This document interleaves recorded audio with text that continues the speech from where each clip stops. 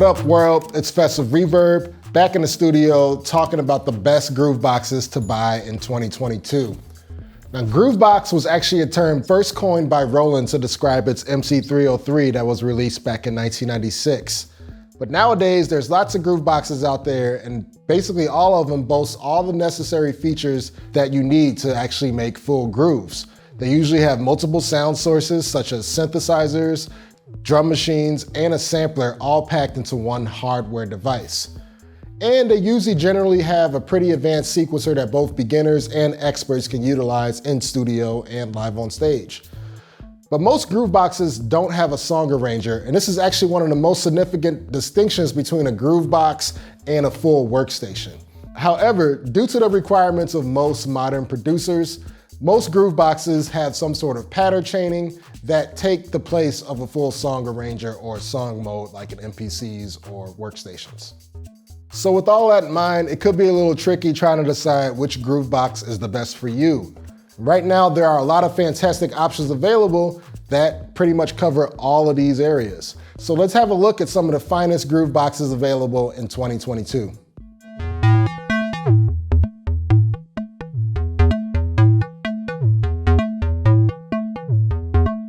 This is the top of the line for Roland's current generation of groove boxes. It's got extensive functions that make it similar to a complete workstation. It's got 8 tracks and 8 short throw faders for each track, with multiple assignable pots for each respective track. The MC-707 didn't get much attention when it was first debuted, and the attention that it did get was sort of negative, but Roland has since responded to all the complaints with a major firmware upgrade that outfits the 707 with a complete sampler to complement its massive Z-Core synth engine. So with the Z-Core engine on the 707, you can also utilize Roland's cloud to purchase any Z patches and Z-Core sample packs, which you could then load up into your 707. And if that's not deep enough, it also has a random patch generator. I have a 707 and I love it.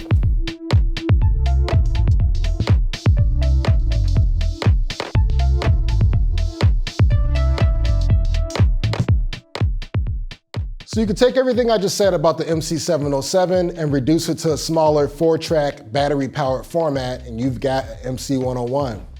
So the main difference between the 101 and the 707, the 101 is obviously 4 tracks, and it doesn't have a full display screen like the 707, but you do get some of the same power in terms of the Z-Core synth engine and some of the sampler technology that's built into the 707. You also get that in the 101 as well, making this effectively more compact version with some limits, but some of those limits might actually make more creative grooves.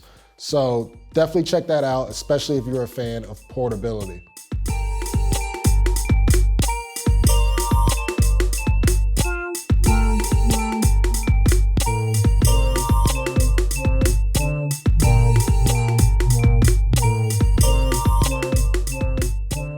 And speaking of portability, we have the Circuit Trax.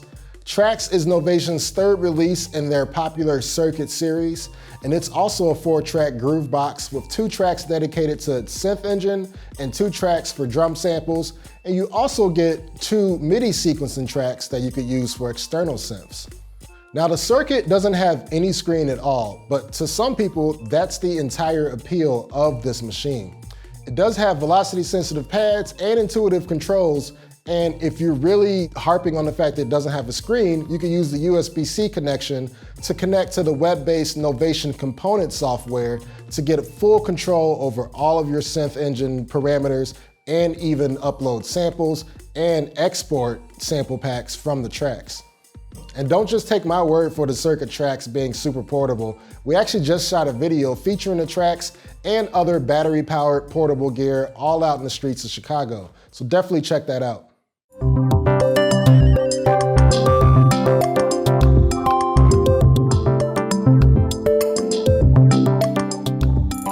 The Model Cycles is an entry-level FM-based groove box that is the same form factor as the popular Model Samples, but this one has 6 tracks of FM sound generators, or machines as Elektron calls them, and the Cycles is very hands-on with just a few menu dives and basically giving you all functions on a per knob basis right on the front panel. And of course, with the model cycles, you get Elektron's famous sequencer that gives you all of the bells and whistles that you would want in an Elektron sequencer, such as parameter locks and changing things on a per step basis. And it's by far the most cost-effective approach to try out that Elektron workflow.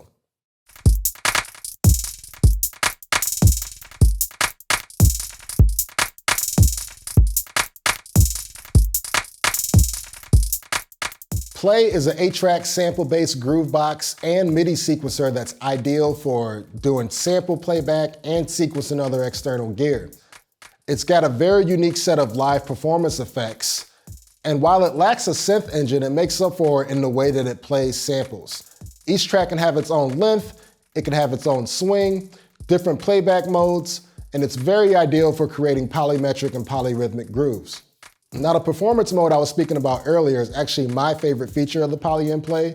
You can make non-destructive tweaks to your sequences while using a variety of performance effects spread across the pad grid, making for an extremely fun and engaging way to trigger effects while playing your sequence.